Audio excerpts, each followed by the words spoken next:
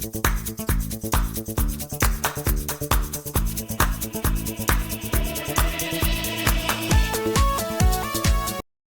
Friends, நான் உங்க SKA பேசுறேன்.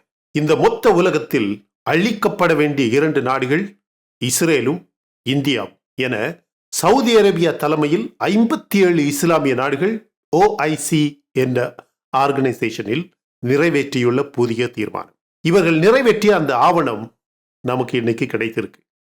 அந்த ஆதாரங்களை நம்ம இந்த வீடியோவில் தெளிவாக காட்டுவோம், நீங்க பாருங்க. இஸ்ரேலுக்கு எதிராக களத்தில் குதித்த சவுதி அரேபியாவும் மொத்த இஸ்லாமிய நாடுகள். இதுல ஆச்சரியம் என்ன இருக்கு? ஆல்மோஸ்ட் 57க்கும் அதிகமான நாடுகள், உலக அளவில் இருக்கும் இஸ்லாமிய நாடுகள் நேற்றும் முந்தின தினமும் சவுதி அரேபியாவில் ஒன்றாக இணைந்து சவுதி அரேபியா தலைமையில் நடத்தப்பட்ட மிக முக்கியமான ஒரு கூட்டம் இது. இந்த கூட்டத்தின் ஒரே ஒரு கோல், ஒரே ஒரு அப்ஜெக்டிவ், இஸ்ரேலை அழிப்பது எப்படி. ஆனா அது நடக்கக்கூடிய விஷயமா? முக்கியமாக இன்று அமெரிக்க அதிபர் ட்ரம்ப் அமெரிக்காவின் ஆட்சியை பிடித்துள்ள ரிப்பப்ளிக்கன் பார்ட்டி மற்றும் அந்த கட்சியின் பல முக்கியமான தலைவர்கள் மற்றும் இஸ்ரேல் பிரதமர் நெத்தன்யாகுவின் திட்டங்கள் எல்லாம் நம்ம பார்க்கும்போது இந்த இஸ்லாமிய நாடுகளின் கூட்டமைப்பால் ஏதாவது செய்ய முடியுமா என்று கேட்டால் அதற்கான பதில் நம் கண் முன்னேயே இருக்கு. இஸ்ரேலுக்கான அமெரிக்க தூதுவர், அமெரிக்காவின் நேஷனல் செக்யூரிட்டி அட்வைசர், அமெரிக்காவின் புதிய CIA தலைவர் என வரப்போகிற அமெரிக்க அதிபர் ட்ரம்ப் டெய்லி ஒரு அனௌன்ஸ்மெண்ட் செஞ்சுக்கிட்டே இருக்கிறார். அவர்களை எல்லாம் பார்க்கும்போது, அந்த லிஸ்ட் ஆஃப் லீடர்ஸை பார்க்கும்போது அமெரிக்காவின் திட்டம், முக்கியமாக ட்ரம்ப் அவர்களின் மாஸ்டர் பிளான் என்ன என்பது தெளிவாக புரிகிறது. இன்று இஸ்ரேல் பிரதமர் நெத்தன்யாகு ஈரான் மக்களுக்கு நேரடியாக இன்னொரு முக்கியமான வீடியோ பதிவு செய்து வெளியிட்டிருக்கிறார். நீங்க அந்த வீடியோவை பார்த்தீங்களா இல்லையான்னு தெரியல. பட் அவர் சொல்றாரு, ஈரான் என்ற ஒரு நாட்டை ஆளும் ரெஜீம், ஒரு கொடுங்கோல் ஆட்சி, கமீனிக்கு கீழ் நடத்தப்படும் அந்த ஆட்சி இஸ்ரேலை பார்த்து பயப்படுவதை விட ஈரானின் சொந்த மக்களை பார்த்து அதிகமாக பயப்படுகிறது அப்படின்னு சொல்றாரு. இன்னும் ஒரு முறை ஈரான் இஸ்ரேலை தாக்கினால் ஈரானின் பொருளாதாரம் மொத்தமாக அழிந்துவிடும் அப்படின்னு ஈரான் மக்களை பார்த்து இஸ்ரேலிய பிரதமர் நெத்தன்யாகு சொல்லியுள்ளார், பயமுறுத்தியுள்ளார். ஆனால் கடந்த 2 நாட்களாக சவுதி அரேபியாவில் நடந்த கூட்டம் மிக முக்கியமான ஒரு கூட்டம். மை டியர் ஃப்ரெண்ட்ஸ், ஏன் திடீர்னு சவுதி அரேபியா ஈரானுக்கு ஆதரவு கொடுக்குது? திடீர்னு ஏன் இந்த 2 நாடுகளும் ஒன்றாக சேர்ந்து திட்டங்களை செய்கிறார்கள்?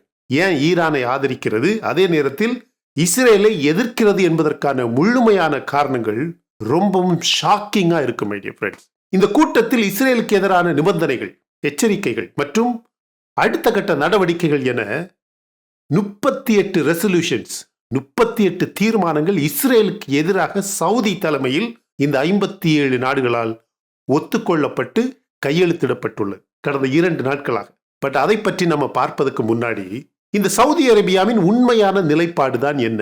எப்படி ஈரானுடன் திடீர் நட்பு அல்லது ஒப்பந்தம் அல்லது உறவு என்ற கதையை முதலில் நம்ம பார்க்கணும். அதிலும் முக்கியமாக இந்த கூட்டம் நடப்பதற்கு முன்பு சவுதிக்கும் ஈரானுக்கும் இடையில் நடந்த ஒரு சில முக்கியமான நிகழ்வுகளை நீங்க கண்டிப்பாக பார்க்கணும். இந்த கூட்டத்தில் சவுதி பிரின்ஸ் முகமது பின் சல்மான் இஸ்ரேலை கடுமையாக எச்சரித்துள்ளார். இஸ்ரேலோடு சுமூக உறவு, இஸ்ரேல் சவுதி நார்மலைசேஷன் என்பது நடக்கவே நடக்காது என்று அறிவித்துள்ளார். அதோடு விடல, தன்னுடைய சகோதரி நாடாகிய ஈரானின் எல்லையை மதிக்காமல் ஈரான் நாட்டிற்குள் சென்று ஈரானை தாக்கியது இஸ்ரேல் செய்தது மிகப்பெரிய தவறு என்று இந்த கூட்டத்தில் வெளிப்படையாக இஸ்ரேலை எச்சரித்தார்.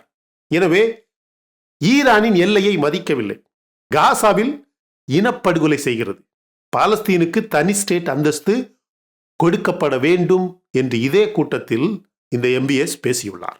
இந்த கூட்டமானது வேண்டுமென்றே அமெரிக்க தேர்தல் முடிவுக்கு பிறகு நடக்கும் விதத்தில் ஆர்கனைஸ் செய்யப்பட்டுள்ளது. டொனால்ட் ட்ரம்ப் வெற்றி பெற்றார் என்றதுமே அதற்கேற்றாற் போல சவுதி தன்னுடைய நிலைப்பாட்டை தற்போது இந்த கூட்டத்தில் வெளிக்காட்டியுள்ளது. இஸ்ரேலின் போர் நடவடிக்கை 1,50,000 பேரை பாதித்து இருப்பதாகவும், பாலஸ்தீனில் இருக்கும் அல் அக்ஸா மசூதியை இஸ்ரேல் ஆக்கிரமித்துள்ளதாகவும், பாலஸ்தீன மக்களுக்கு தனி சுதந்திரம் கொடுக்க வேண்டும் என்று பேசியிருந்தார். நீங்க இந்த கூட்டத்தை பாருங்களேன், இந்த ஆட்களை பாருங்களேன். இதில் பாதிக்கும் அதிகமானவர்கள் பயங்கரவாதத்தை தன்னுடைய சொந்த பார்வையின் கீழ், சொந்த மண்ணில் இவர்களின் கீழ் வளர்ப்பவர்கள். சிரியாவின் தலைவர், பாலஸ்தீன் தலைவர் அப்பாஸ், ஹமாஸை வளர்க்கும் கத்தார், தன்னுடைய சொந்த நாட்டுக்குள்ளேயே பல மில்லியன் மக்களை கொண்ட துருக்கி அதிபர் எர்டோகன், அங்க பின்னாடி ஒருத்தன் நிற்கான் பாத்தீங்களா, எப்பவுமே பின்னாடி இருந்தே தீவிரவாதத்தை வளர்ப்பவன் பாகிஸ்தான் பிரைம் மினிஸ்டர். இந்த மால்தீவ் பிரசிடென்ட்டுக்கு ஃப்ரெண்ட் ரோல இடம் கிடைச்சிருக்கு. ஆனால் பாகிஸ்தான் பிரதமரை பின்னாடி போட்டிருக்கானுங்க. அங்க ஒரு பக்கம் லெபனான் பிரைம் மினிஸ்டர் நிற்கிறாரு பாத்தீங்களா. எனவே இப்படி எல்லாருமே ஒன்றாக இணைந்து இஸ்ரேலுக்கு எதிராக 38 திட்டங்கள் செய்துள்ளார்கள், தீர்மானங்களை நிறைவேற்றியுள்ளார்கள். நீங்க பாருங்க, இந்த போர் அக்டோபர் 8ஆம் தேதி 2023 தொடங்குவதற்கு முன்னாடி இஸ்ரேலுக்கும் சவுதிக்கும் அமெரிக்கா மீடியேட் செய்து மிகப்பெரிய ஒரு உடன்படிக்கை நடப்பதாக இருந்தது. அது இதே இந்த ட்ரம்ப் மீடியேட் செய்து நடந்த ஆப்ரஹாம் அக்கார்ட்ஸுக்கு அடுத்தபடியான ஒரு மிகப்பெரிய உடன்படிக்கையாக இருக்கும் என்று பார்க்கப்பட்டது. ஆனால் உங்களுக்கு ஞாபகம் இருக்கா, 2023 மார்ச் மாதத்தில் சைனா மீடியேட் செய்து ஈரானுக்கும் சவுதிக்கும் ஒரு உறவு புதுப்பிக்கும் வேலை நடந்தது. அதிலிருந்து இவர்கள் இருவரின் உறவில் ஒரு சில மாற்றங்கள் ஏற்பட்டது. ஆனால் இந்த போருக்கு பிறகு 2 நாடுகளுமே மிகவும் நெருக்கமாக வந்து விட்டார்கள் என்பதற்கான ஆதாரங்கள் அதிகமாக இருக்கு. இந்த உறவை அடிப்படையாக வைத்துதான் தற்போது ட்ரம்ப் அவர்கள் மிடில் ஈஸ்ட் சம்பந்தப்பட்ட பாலிசிகளை உருவாக்க வேண்டிய கட்டாயம் தற்போது ஏற்பட்டுள்ளது. எனவே அவர் தற்போது உருவாக்கக்கூடிய டீம் பற்றியும் நம்ம கண்டிப்பாக பார்க்கணும். ஆனால் தற்போது கண்டிப்பாக ட்ரம்ப் லாஸ்ட் டைம் ஆட்சியின் போது இருந்த உறவை விட மிக வித்தியாசமான ஒரு உறவு முறையில் ஈரானும் சவுதியும் உள்ளது. 2016ஆம் ஆண்டில் சவுதியில் மரண தண்டனை கொடுக்கப்பட்டு கொல்லப்பட்ட ஒரு ஷியா மத தலைவரின் மரண தண்டனைக்கு எதிராக ஈரானில் இருந்த சவுதி டிப்ளமேட்டிக் கட்டிடம் தாக்கப்பட்ட போதுதான் ஈரானுக்கும் சவுதிக்கும் இடையில் மொத்தமாக அரசியல் உறவு இல்லாமல் போனது. அதிலிருந்து ஈரானால் ஆதரிக்கப்படும் ஏமனில் இருக்கும் ஹவுதிக்கு எதிராக சவுதி ஒரு பெரிய எல்லை போரில் சிக்கியுள்ளது. ஆனால் இந்த காசா போர் தொடங்கியதிலிருந்து ஹவுதி சவுதியை எந்த விதத்திலும் பாதிக்கும் விதத்தில் எதையுமே செய்யவில்லை. அது மட்டுமல்ல, ஈரானும் சவுதியும் தொடர்ந்து கான்டாக்ட் வைத்துக் கொண்டார்கள். ஈரானின் இஸ்ரேல் மீதான ஏப்ரல் தாக்குதல், அதன் பிறகு அக்டோபர் 1ஆம் தேதி தாக்குதல் என ஒவ்வொரு தாக்குதலையுமே சவுதி ஆதரித்தது. ஆனால் இஸ்ரேல் ஈரான் மீது செய்த தாக்குதலை கடுமையாக எதிர்த்தது, கண்டனம் செய்தது. இந்த வாரம் சவுதியின் டாப் மிலிட்டரி அபிஷியல் ஈரானுக்கு சென்றிருந்தார். 2 நாடுகளும் மிகப்பெரிய ஒரு போர் பயிற்சியை செய்ய திட்டம் செய்வதாக பேச்சுக்கள் உள்ளது. அதையெல்லாம் தாண்டி கடந்த 2 நாட்களில் செய்யப்பட்ட இந்த 38 தீர்மானங்கள், ஒவ்வொரு தீர்மானமுமே இஸ்ரேலுக்கு எதிரான தீர்மானம். 57 நாடுகள் ஒன்றாக இணைந்து ஒரே 1 கோடி மக்கள் தொகை இருக்கும் உலக வரைபடத்தில் ஒரு விரல் வைத்து காட்ட முடியாத அளவுக்கு ஒரு குட்டி நாட்டை எதிர்த்து 57 நாடுகள் 38 தீர்மானங்கள்.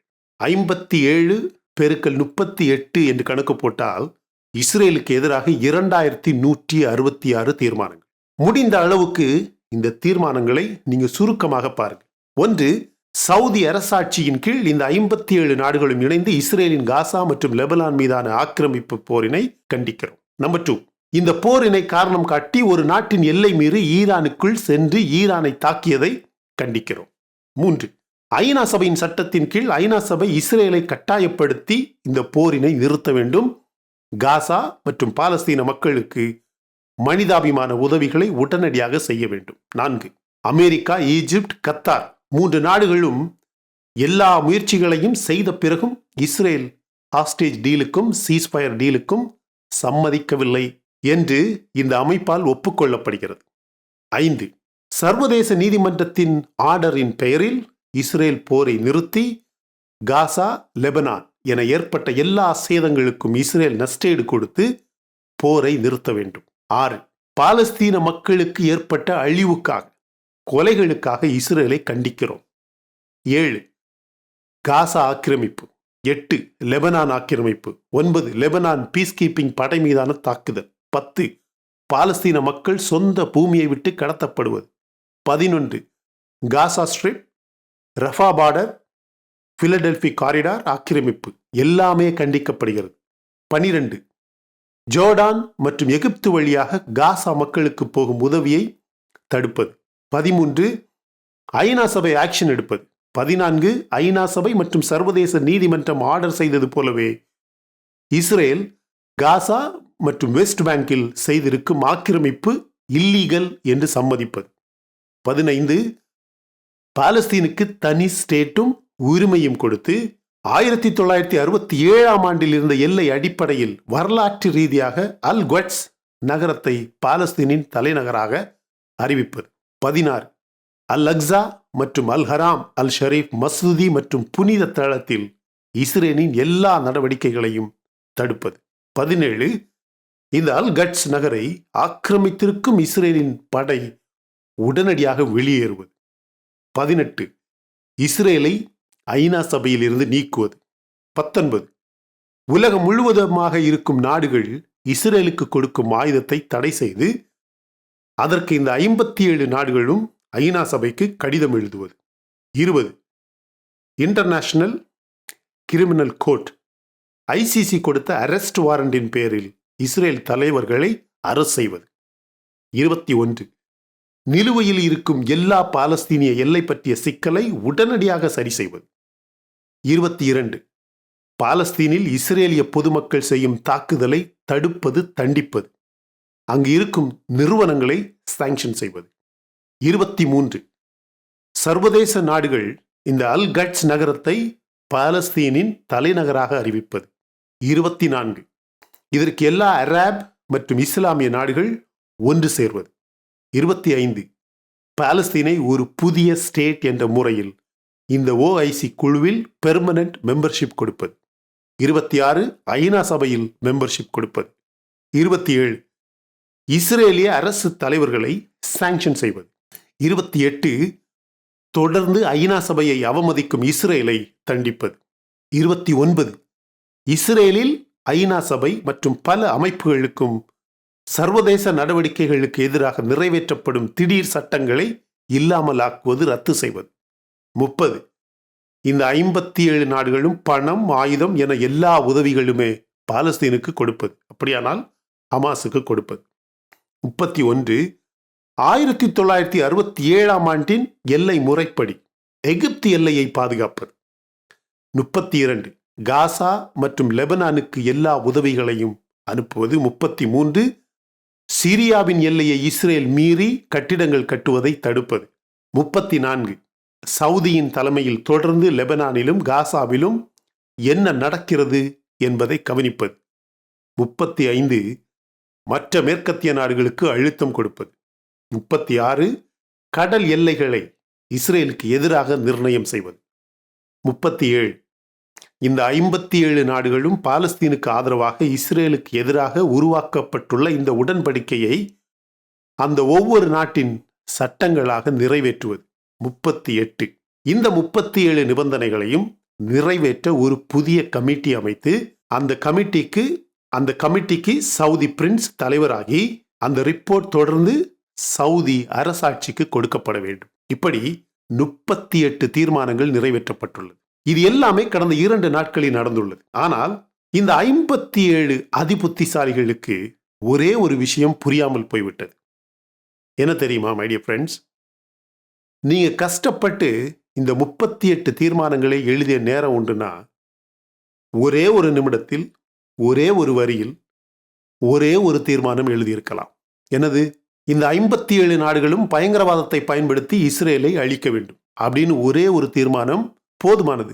இதுதான் நம்ம ஒவ்வொரு நாட்டின் உறுதிமொழி என்று ஒரே ஒரு தீர்மானத்தை இந்த 57 நாடுகளும் நிறைவேற்றியிருக்கலாம். அதாவது இவர்கள் செய்வது பயங்கரவாதம், ஆனால் அதை எல்லாமே நியாயமாக்கியது மட்டுமல்லாமல் இஸ்ரேலை அழிக்க வேண்டும். இந்த சவுதி அரேபியா இளம் தலைவர், இந்த கத்தார் தலைவர், இந்த அப்பாஸ், கமீனி, எர்டோகன் போன்றவர்களின் பேச்சை கேட்டு செய்யக்கூடிய முட்டாள்தனத்தை பார்த்தீங்களா? இந்த தீர்மானத்தில் எங்கேயாவது அக்டோபர் 7 தாக்குதல் பற்றிய மென்ஷன் இருக்கா? ஈரானின் 2 தாக்குதல் இருக்கா? ஹமாஸ் தீவிரவாதிகள் பற்றிய பேச்சு இருக்கா? ஹெசபல்லா மென்ஷன் இருக்கா? காலம் காலமாக கஷ்டப்பட்டுக்கிட்டே இருந்த சவுதி அவனது எதிரி ஹவுதியை பற்றி ஒரு வார்த்தை பேசினானா? ஸோ எல்லாமே ஹிப்போக்ரிட்ஸ், வெளிவேடக்காரர்கள். இந்த உலகத்தையே மதம் என்ற அடிப்படையில் பிரிக்க முயற்சிக்கும் பயங்கரவாத கூட்டம். நீங்களே பாருங்க, இந்த உலகத்தை முழுவதுமாக இப்படி இஸ்லாம், ஹிந்து, கிறிஸ்தவம் என்ற அடிப்படையில் இப்படி குழுக்களை உருவாக்கி பிரிவினையை உருவாக்கினால் இந்த உலகம் எப்படி இருக்கும்? கொஞ்சம் யோசிச்சு பாருங்க, கற்பனை செஞ்சு பாருங்க. இவர்கள் மட்டும் ஏன் இப்படி செய்யறாங்க அப்படிங்கிறதுக்கான பதில சொல்லுங்க. அதுதான் இவர்களின் பிரச்சனையே. இதே இந்த OIC, organisation of Islamic cooperation வெப்சைட்டை நீங்களே போய் பாருங்க. அங்க இருக்கக்கூடிய பப்ளிகேஷன்ஸ், ஆர்டிகிள்ஸ், ரிப்போர்ட்ஸ் எல்லாமே பாருங்க. இந்த உலக அளவில் இருக்கக்கூடிய ஒரு அமைப்பு, ஃபர்ஸ்ட் ஆஃப் ஆல் அந்த வெப்சைட்டு ஒரு மட்டமான டிசைன். பேசிக் ஸ்பெல்லிங் மிஸ்டேக்கையே இவனுங்களால கரெக்ட் பண்ண முடியல, அது வேற விஷயம். ஆனா இதில் இருக்கக்கூடிய ஒவ்வொரு ரிப்போர்ட்டையுமே நீங்க பாருங்க. ஒவ்வொரு ரிப்போர்ட்டுமே பயங்கரவாதத்தை, பிரிவினவாதத்தை உரம் போட்டு வளர்க்கக்கூடிய விதத்தில் கிரியேட் பண்ணப்பட்டிருக்கு. பாதிக்கும் அதிகமான reports, almost 90% publications on this website இந்தியாவுக்கும் இஸ்ரேலுக்கும் எதிரான ரிப்போர்ட்ஸ். ஆதாரங்களை நானே காட்டுறேன், நீங்களே போய் பாருங்க. அந்த ஆர்டிக்கிளோட லிங்கை இந்த வீடியோ டிஸ்கிரிப்ஷனில் கொடுக்குறேன். அதில் 2024 ஆண்டில் தயாரிக்கப்பட்ட 298 பக்கங்கள் இருக்கக்கூடிய ஒரு ரிப்போர்ட் இருக்கு பாருங்க.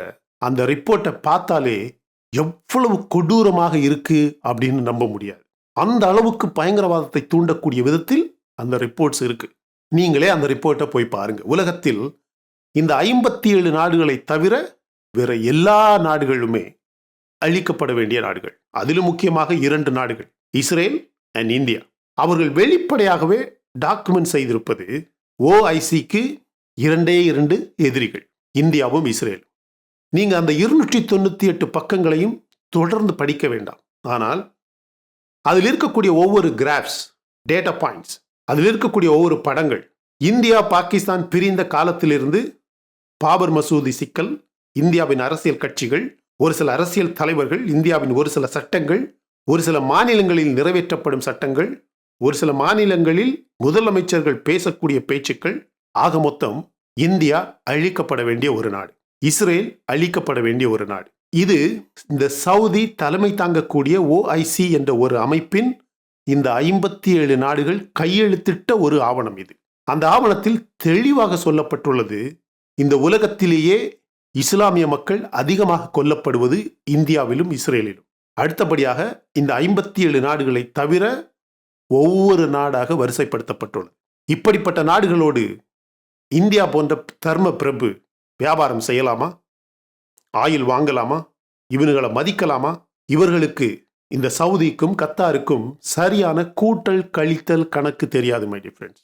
இவர்களை வாழ வைப்பது இந்தியர்களும் மலேசியர்களும் இலங்கை மக்களும். இந்தியர்கள் இல்லை என்றால் இவர்களின் ஊர்களில் மருத்துவம், அதிலும் முக்கியமாக நர்சிங் என்பதே இருக்காது. இவர்களிடம் இருப்பது இயற்கை வளம், ஆயில் அண்ட் கேஸ்.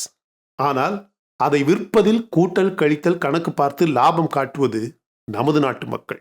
மொத்த இண்டஸ்ட்ரியுமே, இந்த நாடுகளின் மொத்த இண்டஸ்ட்ரியுமே நாம சொன்ன இந்த இந்தியர்கள் போன்ற பிற நாட்டு மக்களால் ஆளப்படுகிறது. ஆனால் இந்த நாட்டு மக்களின் பாஸ்போர்ட் மட்டும் இந்த MBS போன்ற ஷேக்குகளின் கையில்.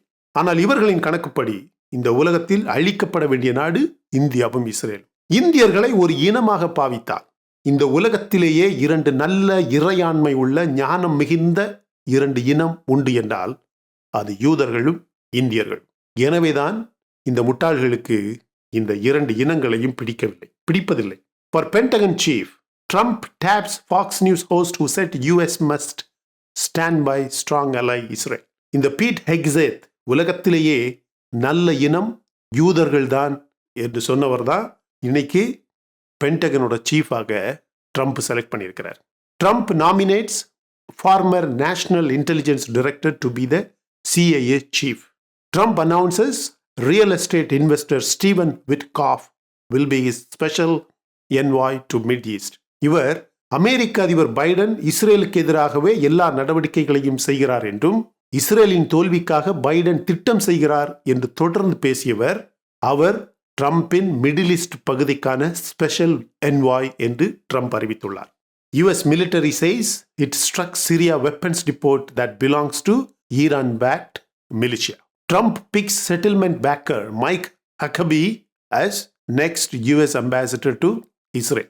USலேருந்து இஸ்ரேலுக்கான தூதுவர். ஒவ்வொரு வருடமும் இவர் இஸ்ரேலுக்கு செல்லக்கூடியவர். இஸ்ரேல் கடுமையான தாக்குதலை காசாவில் செய்யக்கூடாது என்று பைடன் பேசியதற்கு, நடவடிக்கை எடுத்ததற்கு அமெரிக்காவின் ஃபெடரல் கோர்ட்டில் அமெரிக்க அதிபர் பைடன் மீது வழக்கு பதிவு செய்தவர். இப்ப தெரியுதா, வரப்போகிற அமெரிக்க அதிபர் டொனால்ட் ட்ரம்ப் எந்த மாதிரியான ஒரு டீமை உருவாக்குறாரு. முக்கியமாக மிடில் ஈஸ்ட் போர் அப்படின்னு வரும்போது Israel Iran, Israel Palestine, Israel Saudi, இந்த நாடுகளுக்கு மத்தியில் இஸ்ரேலை எப்படி கையாள வேண்டும் அப்படின்னு ட்ரம்ப் விரும்புகிறாருன்னு அவர் செலக்ட் பண்ணுற ஆட்களை பார்த்து உங்களுக்கு புரியுதா? உங்களுக்கு புரியுதுன்னா கமெண்ட் செக்ஷனில் பதிவு பண்ணுங்க. இந்த உலகத்திலேயே அழிக்கப்பட வேண்டிய 2 நாடுகள் இஸ்ரேலும் இந்தியாவும் அப்படின்னு சொல்லக்கூடிய சவுதியின் தலைமையில் இருக்கக்கூடிய இந்த OIC ஆர்கனைசேஷன், இதை பற்றி நீங்கள் என்ன நினைக்கிறீங்க? இவர்களுக்கு நீங்கள் சொல்ல நினைக்கிற செய்தி என்ன அப்படிங்கிறத கமெண்ட் செக்ஷனில் பதிவு பண்ணுங்கள் மை டியர் ஃப்ரெண்ட்ஸ். இந்த வீடியோ பிடிச்சிருந்தால் லைக் பண்ணுங்கள். இன்னும் நம்ம சேனலை நீங்கள் சப்ஸ்கிரைப் பண்ணலைன்னா மற்ற வீடியோஸ் பாருங்கள், உங்களுக்கு கண்டிப்பாக பிடிக்கும். பிடிச்சிருந்தா சப்ஸ்கிரைப் பண்ணால் போதும் my dear friends. Thank you so much my dear friends for watching all my videos and supporting my channel. Until I come back with my next awesome video, it's bye bye from Suresh. Stay safe, stay positive, stay active and stay fit and always dream big in your life. நம்மளால எப்பவுமே எதையுமே எங்கேயுமே சாதிக்க முடியும் அப்படின்னு நம்ம first நம்பணும் my dear friends. And as I always say, please take care of your parents at your home. உங்க அப்பா அம்மாவை உங்கள் வீட்டிலே வச்சு நல்ல சந்தோஷமாக பாதுகாப்பாக பார்த்துக்கங்க my dear friends, because it's very very very important. Thank you.